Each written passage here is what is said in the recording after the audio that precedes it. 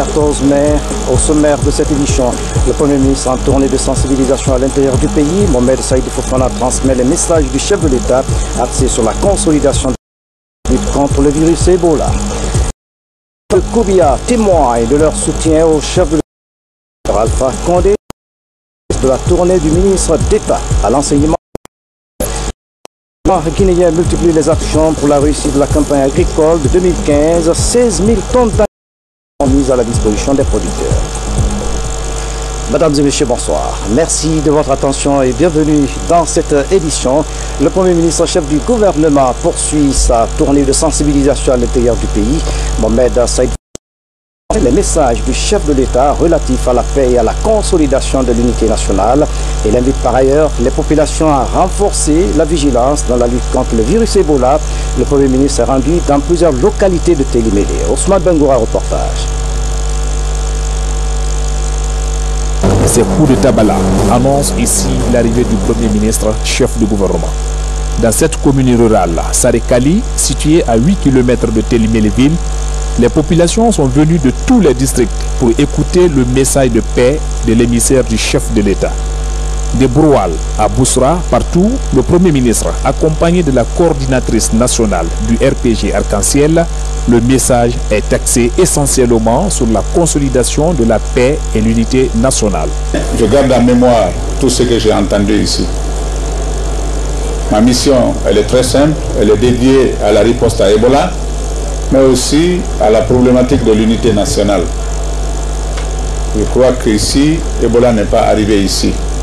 C'est grâce à votre prière, grâce au fait que vous avez accepté de poursuivre l'effort de sensibilisation.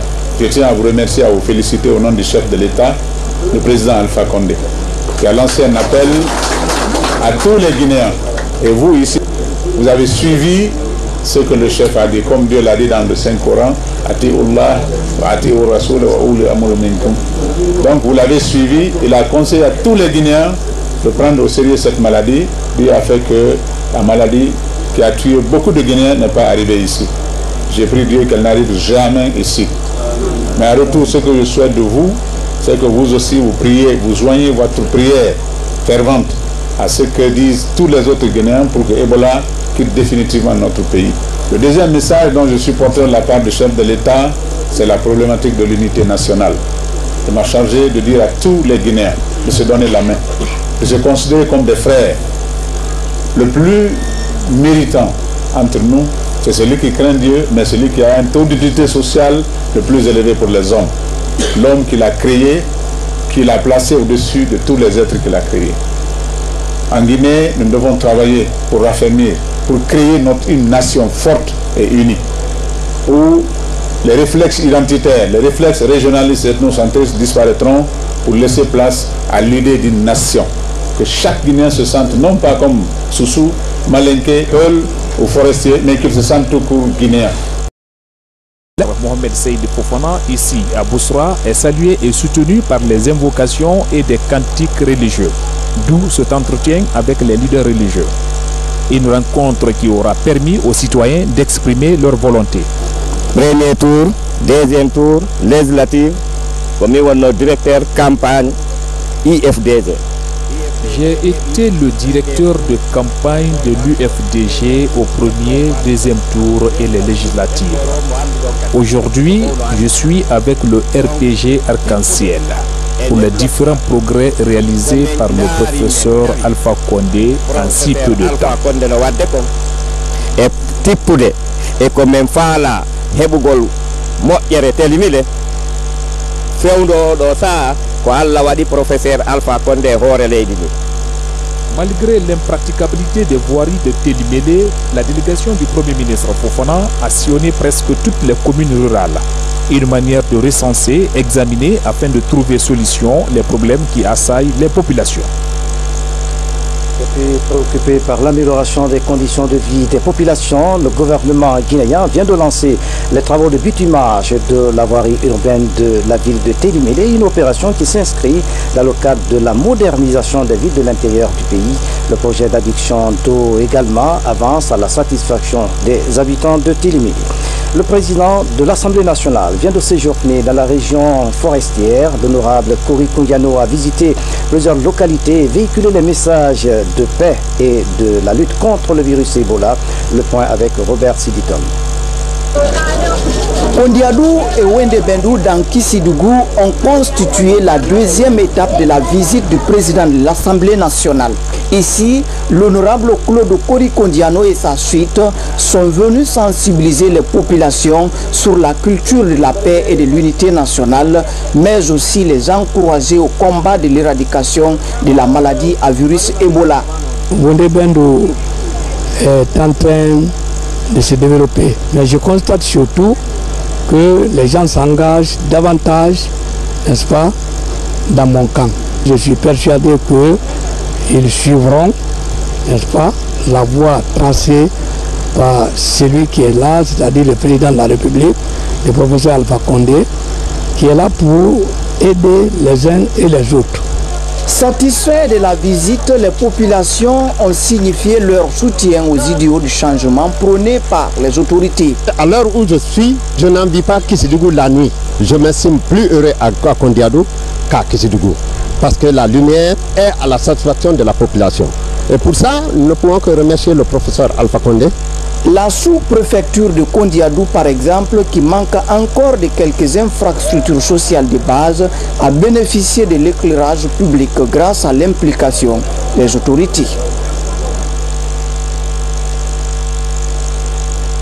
À la pose de la première pierre du bâtiment des laboratoires, il sera bâti dans l'enceinte de l'hôpital de Tonka. Les travaux sont entièrement financés par l'État guinéen et ses partenaires. Suivez le reportage de Adia Touba. Sur ce site de 450 m² est prévu un bâtiment de la division des laboratoires. Une infrastructure qui servira à la mise à niveau des agents de la santé en biologie médicale. L'objectif est de qualifier les analyses biologiques à l'image des autres pays. La construction et la formation des professionnels en biologie clinique et laboratoire vont contribuer de façon significative à l'amélioration de la qualité des examens paracliniques. Ceci permettra sans nul doute d'apporter une réponse urgente et précise aux différentes épidémies et autres pathologies afin de préparer et de mettre en œuvre une riposte précoce et adéquate pour ainsi épargner le pays du taux élevé de mortalité parmi les prestataires de soins et la population tout entière. Ce projet de construction du bâtiment de la division des laboratoires est estimé à 2 milliards de francs guinéens. Un montant collecté par la Fondation Murieux auprès des partenaires financiers de la Guinée. Le délai d'exécution de l'édifice est prévu pour 7 mois. Le laboratoire est composé d'une salle de cours pour 40 étudiants, une salle multimédia avec tout le système informatique pour 16 étudiants et également 2 salles de travaux pratiques pour la biologie, donc réparties en microbiologie, en biochimie et hématologie. Donc chaque salle pourra accueillir 12 personnes en même temps, donc il pourra y avoir des travaux pratiques simultanés. Le laboratoire constitue le premier maillon, la médecine. Pour poser un bon diagnostic, il faut avoir un laboratoire bien équipé, avec des cadres bien formés. Si aujourd'hui la Guinée est dotée, on va être doté dans 7 mois d'un laboratoire performant, je crois que c'est une très bonne chose. Nous devons vraiment nous en féliciter et remercier nos partenaires. Aujourd'hui, la Guinée fait partie des 7 pays membres du réseau ouest-africain des laboratoires. Une adhésion qui s'inscrit dans la lutte contre les maladies infectieuses. Et puis santé toujours, l'ancien Premier ministre britannique Tony Blair a rencontré la coordination nationale de lutte contre le virus Ebola. Tony Blair a une équipe d'experts qui travaillent dans la cellule de riposte. Au cours des entretiens, il a encouragé les autorités sanitaires à poursuivre les efforts de lutte contre le virus Ebola. Mamadi Terna, Camille Soko, reportage. L'ancien Premier ministre britannique à la coordination nationale de lutte contre Ebola, Tony Blair, a depuis plusieurs mois déployé en Guinée une équipe d'experts qui aide les autorités sanitaires à endiguer cette épidémie. Conseiller en gouvernance, le président de la Fondation Africa Governance Initiative était venu encourager les équipes anti-Ebola à poursuivre les efforts afin d'arriver à Ebola 0 dans un bref. Nous continuerons à donner à la cellule nationale de coordination pour la lutte contre Ebola. Et je crois qu'il y a maintenant une grande réduction, mais il faut continuer à atteindre Ebola à zéro. Mais je dois féliciter tout le monde qui a travaillé ici d'une façon absolument extraordinaire. Au cours de cet entretien, les dernières évolutions de la maladie à virus Ebola ont fait l'objet d'un exposé de la part des autorités guinéennes. On note que la victoire n'est pas loin, mais il y a des actions supplémentaires à développer à la frontière guinéo-sierra-léonaise. Le ministre de la Santé et le coordinateur national de lutte contre Ebola ont aussi présenté à l'ancien Premier ministre britannique le cahier de doléances des 3 pays affectés par Ebola en vue d'une relance socio-économique post-Ebola. Nous pensons qu'il faudra que les Guinéens, la Sierra Leone et le Libéria se mettent ensemble pour pouvoir soutenir un plan que son Excellence probablement va appuyer les 3 pays au mois de juillet à Washington. On a besoin des équipements modernes pour que très rapidement, ou que prochainement nous soyons réactifs, nous sommes proactifs face à toute autre crise sanitaire. La Guinée entend poursuivre ses plaidoyers pour garantir sa croissance post-Ebola. Les défis et les enjeux sont encore énormes face à une épidémie qui a fait plus de 3000 victimes dans le pays. L'autre image de l'actualité nationale, le ministre d'État à l'enseignement supérieur et à la recherche scientifique poursuit sa tournée à l'intérieur du pays. Bailo Teluel Diallo a expliqué aux populations les actions de développement en cours dans le pays. Il a invité les habitants de Koubia à soutenir les œuvres du professeur Alpha Condé, un reportage de Bernard Pengui. C'est une mission de sensibilisation que le ministre d'État Bailo Teluel Diallo effectue ici dans la préfecture de Koubia. Le ministre parrain a demandé aux populations de rester vigilantes face à l'épidémie d'Ebola. Il a sillonné plusieurs localités pour s'enquérir des problèmes des citoyens. Quand les populations ont confiance en elles-mêmes, qu'elles ont confiance en leur administration, qu'elles ont confiance en leur État, elles sont capables de mobiliser des ressources, de se mobiliser pour contribuer à leur propre développement. Il revient à l'État de renforcer cette mobilisation, d'apporter plus que ce que les populations n'apportent. Mais c'est un signe, comme on dit, aide-toi, Dieu t'aidera. C'est ce qui est remarquable. Nous approchons des élections présidentielles. Les élections présidentielles, le message c'est qu'il faut que nous parvenions à les réaliser dans la paix, dans l'entente, dans l'unité, avec les possibilités offertes par la consolidation de la démocratie. Partout, le chef du département de l'enseignement supérieur a passé le message de paix du chef de l'État. Les changements opérés par la Troisième République ont été aussi abordés. Autorités et citoyens de Koubia expriment leur adhésion au programme de changement du président Alpha Condé. Depuis l'arrivée du professeur Alpha Condé, d'abord nous avons constaté qu'il nous a construit une maison de jeunes. Là, avant son arrivée au pouvoir, on n'avait pas une maison de jeunes. Vous avez remarqué l'enthousiasme des populations. Les populations sont contentes. Pourquoi elles sont contentes? Parce qu'ils savent que c'est le messager de M. le Président de la République.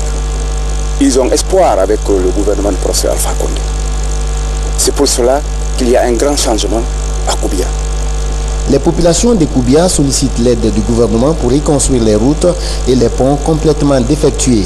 Des réalisations qui pourraient permettre de désenclaver ces localités. Et puis, au même moment, le ministre des Travaux publics était en tournée de sensibilisation à Kankan, mais aussi évaluer les chantiers ouverts dans le cadre du 57e anniversaire de l'indépendance de notre pays, qui sera célébré cette année à Kankan, Nabaya, vous le savez déjà. Le reportage de Moussa Mikili et Mohamed Trois Kamara dans les prochaines éditions d'information. Le ministre du Plan a séjourné dans la préfecture de Mandiana. Sékou Traoré est allé sensibiliser les populations sur les mesures de prévention contre le virus Ebola. Il a également invité les populations à préserver la paix et la quiétude sociale. Le point avec Yara Yando. De cette mission, la riposte à Ebola. Sékou Traoré a échangé avec les citoyens de Mandiana sur les mesures de protection contre l'épidémie. D'autres sujets comme la situation sociopolitique du pays, le maintien de la paix et de la quiétude en Guinée ont été également abordés. Au centre-ville comme dans les sous-préfectures, le parrain de Mandiana a livré le même message. Mandiana a une particularité, le virus n'est jamais rentré ici. Parce qu'ils ont dit que fait que le Mali n'a pas accepté de fermer ses frontières avec la Guinée, qu'il ferait tout, ne pas que Ebola passe par Maniana par aller au Mali. Ebola n'est pas fini en Guinée. Tant qu'il y a un seul cas d'Ebola en Guinée, Ebola n'est pas fini. Parce qu'une personne peut contaminer 100, et si les 100 échappent au contrôle, ils vont contaminer des milliers aussi. Donc c'est pour ça que la prudence est de rigueur. En réponse, les populations de Ouassolo ont promis d'agir pour que la paix, gage de tout développement, règne dans leur localité. Nous vous chargeons de dire au président Alpha Condé que Moussadougou tient toujours à son engagement.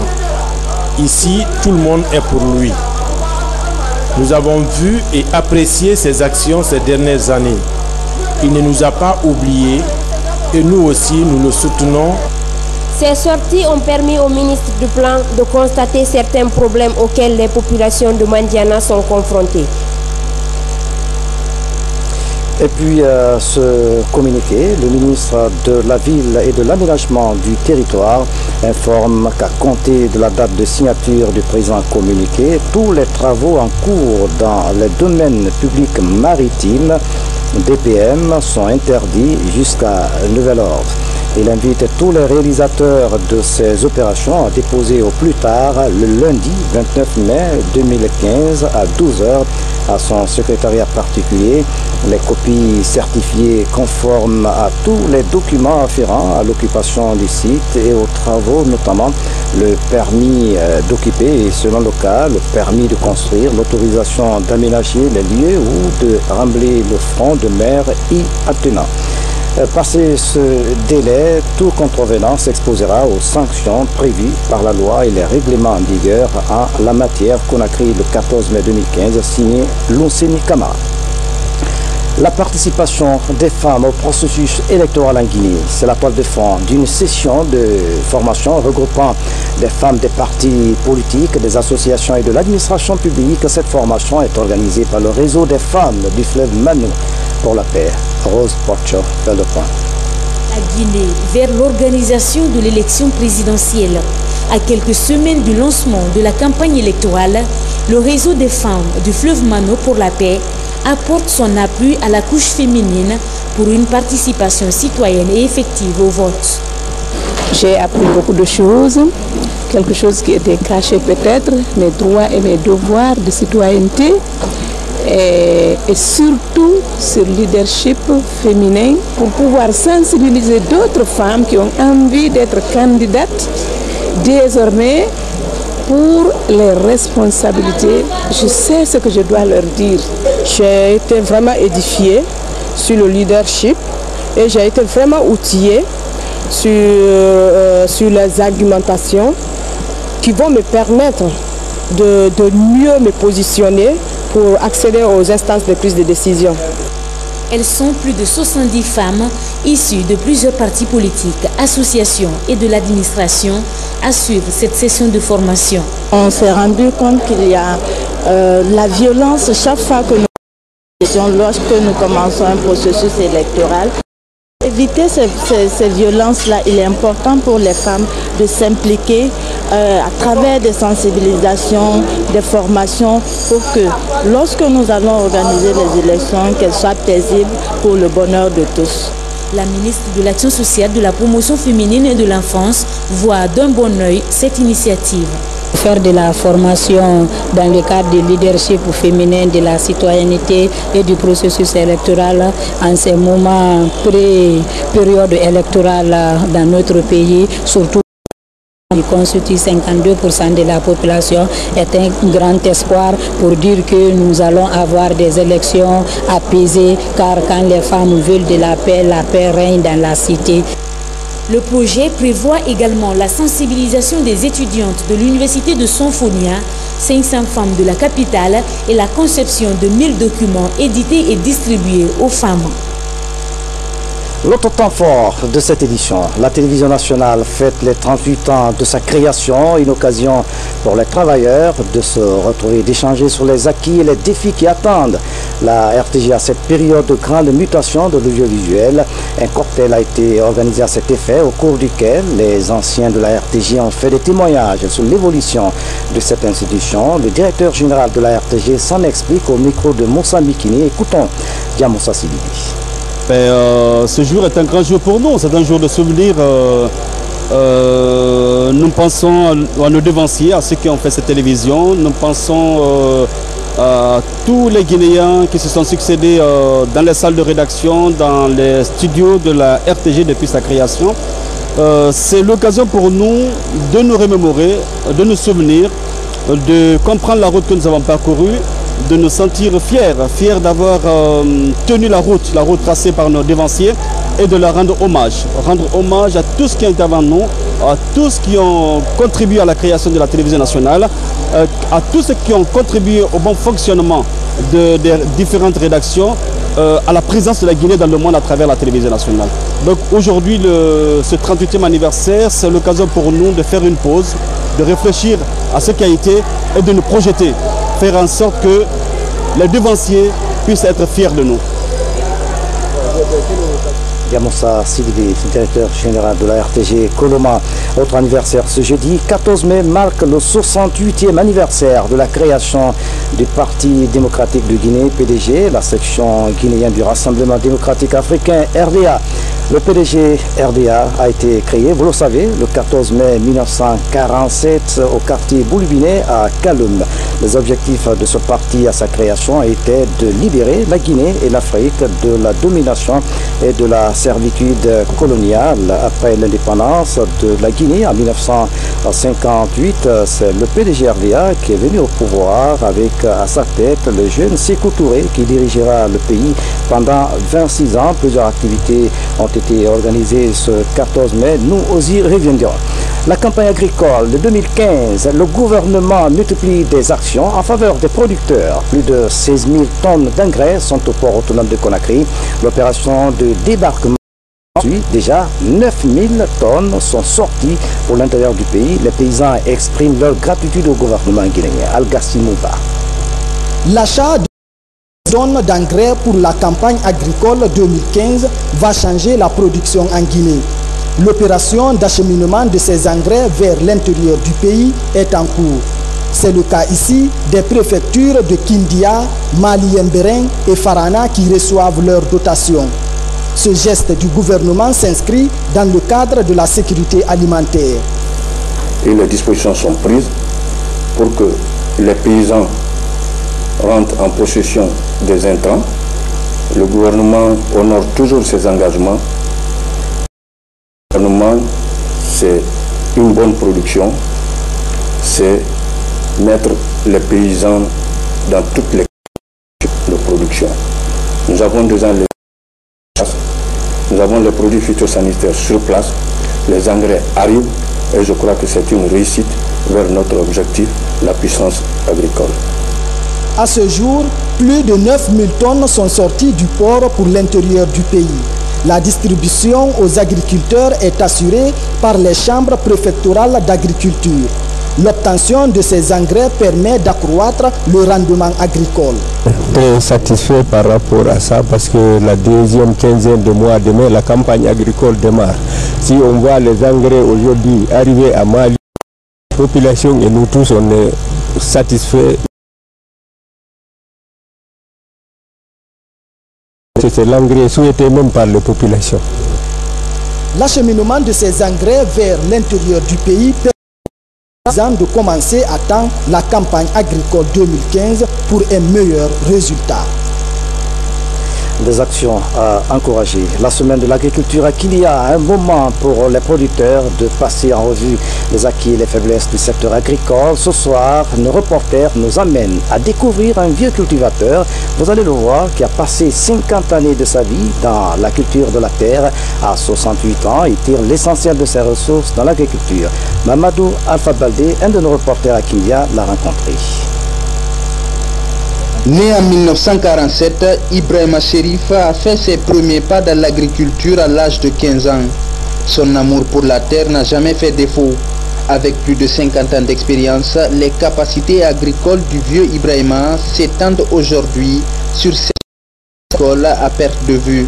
Spécialisé dans la culture maraîchère et céréalière, cet agriculteur récolte en moyenne 5 tonnes de riz par campagne.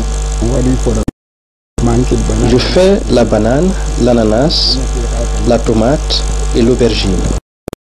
Je produis des semences revends aux paysans et agricoles. Comme le riz, ça donne bien, je fais surtout le riz.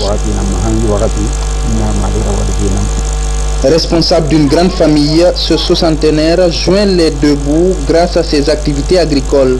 Sa production est vendue dans plusieurs localités du pays.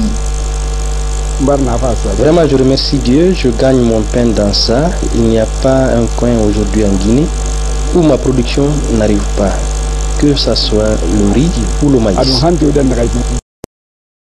Ibrahima Cherif est propriétaire de 6 maisons et d'une voiture. La terre est signée pour la vie. De l'actualité encore, la problématique de conservation de l'environnement. La question a fait l'objet d'une réunion au ministère de l'Environnement. Il a été décidé de rendre sur la protection et la conservation de la nature. Le point avec Al-Gassimouda. La conservation est au cœur des préoccupations en Guinée. Au cours de cette rencontre des hauts cadres du ministère de l'Environnement, des Eaux et Forêts, le sujet est largement débattu. Il s'agit également d'examiner les divergences entre l'ONG AGEMAF Environnement et le département. La Guinée est menacée par l'avancée du désert en sa partie nord. Quand on prend Koundara, Mali, Gawal et quand on se rabat vers l'est, le côté est à Sibirien, il y a le désert qui avance. Et on se dit que avec l'appui de nos jeunes cadres qui, disons, ont la formation requise pour ça, ils pourront beaucoup aider le secteur de l'environnement à sortir de ce fléau de dégradation. Une rencontre cruciale pour la confrérie des chasseurs de Mandiana qui fait état de la destruction de l'environnement par les éleveurs du Mali et de la Gambie. À cette occasion, un plan de formation des cadres est établi, une manière de mieux conserver la nature. Il s'agit de cadres qui sont effectivement en fonction actuellement des réserves au centre forestier de Zérékoré, au centre de gestion des Monemba, du personnel civil donc qui, conformément au statut, doit être reversé dans le statut paramilitaire après une formation commune de base de 6 mois pour les donner l'art militaire, la résistance, et la déontologie et tout ce qui est lié au respect de l'hiérarchie. L'amélioration du cadre de vie reste un problème majeur pour l'environnement des eaux et forêts, qui freine souvent la mise en œuvre de certains programmes phares susceptibles de révolutionner. Bref, le parquet général près la cour d'appel de Conakry était en conclave ce jeudi avec les officiers de la police judiciaire de la capitale. La rencontre a porté sur le respect de la procédure et la lutte contre l'insécurité. Cette démarche du procureur général vise à endiguer le phénomène de l'insécurité en Guinée. Le reportage de Tierno Junusaba dans les prochaines éditions d'information. Demain, vendredi, la journée internationale de la famille, une journée qui vise à inciter les États à porter une attention soutenue sur la politique familiale. Cette année, c'est la préfecture qui a été choisie par le département de l'action sociale pour abriter les festivités. Mohamed de Camara. En Guinée, la célébration de cette journée internationale de la famille se déroule dans un ministère dominé par Ebola. Au vu de la persistance de la situation socio-sanitaire qui prévaut dans notre pays, mon département consécutivement pour la deuxième fois cette année sous le signe de la solidarité à l'endroit des familles affectées et des personnes guéries de l'épidémie. Les dispositions prises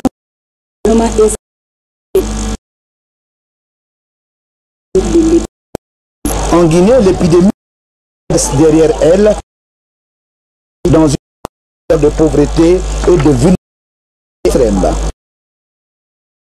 L'équilibre de ces familles et entament sérieusement leurs capacités productives. En effet, Le choc marqué par la séparation brutale entre membres d'une est une épreuve que nul ne voudrait. C'est le 20 septembre 1993 que l'Assemblée générale des Nations Unies a retenu le 15 mai de chaque année comme journée internationale de la famille. Dans le même registre, la lutte contre l'excision et le mariage précoce, une compétition entre les villages du Banyan dans Farana a été organisée à cet effet. C'est une initiative de l'UNICEF en partenariat avec Toscane Guinée. Ce projet va toucher 54 communautés des préfectures de Kishidougou et Farana. Moussa Bangora signe ce reportage. En Guinée poursuit sa campagne de sensibilisation des populations sur le respect des droits des enfants dans la communauté. Après la Moyenne Guinée, l'ONG est à Banya, une sous-préfecture de Farana. Ici, Tostan est venu mettre en place des mesures de protection et de promotion des droits des enfants. La présente rencontre intervillageoise que nous organisons aujourd'hui à Banya s'inscrit dans le cadre de ce projet et permet aux membres des 23 CLEF, conseils locaux pour enfants et familles, et 41 CVTE, conseils villageois pour la protection de l'enfant de Banya et de Sangardo, d'examiner la possibilité de faire une déclaration publique d'abandon de l'excision, des mariages précoces et ou forcés. Mettre en commun l'expérience des différentes communautés couvertes par ce projet est une opportunité pour nous d'écouter, de voir et de mesurer à quel niveau ce projet initié par Tostan a de l'impact dans nos communautés. 54 communautés des préfectures de Farana et Kishidougou ont pris part à ce rendez-vous. Les décideurs vont examiner la possibilité de faire une déclaration publique d'abandon de l'excision. Avec l'appui de l'UNICEF, ce projet va durer 12 mois. Après les travaux de terrain, la sous-préfecture de Sangardo va accueillir toutes les communautés concernées par le projet pour la déclaration publique d'abandon des pratiques néfastes à l'égard des filles au mois de juin 2015. Voilà, ce reportage de Moussa Bangoura met fin à cette édition. À tous, merci de nous avoir suivis. Excellente soirée, où que vous soyez dans le monde. À bientôt.